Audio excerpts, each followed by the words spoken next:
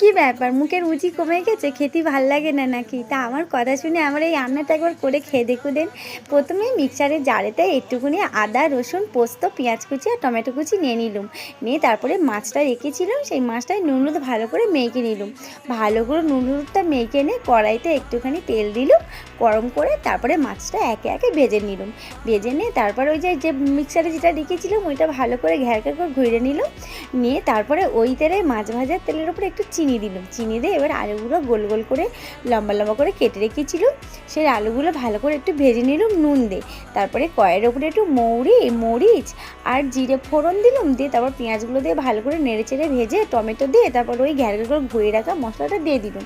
দিয়ে তারপরে একে একে জিরে, লঙ্কা আর হলুদ গুঁড়ো দিলাম।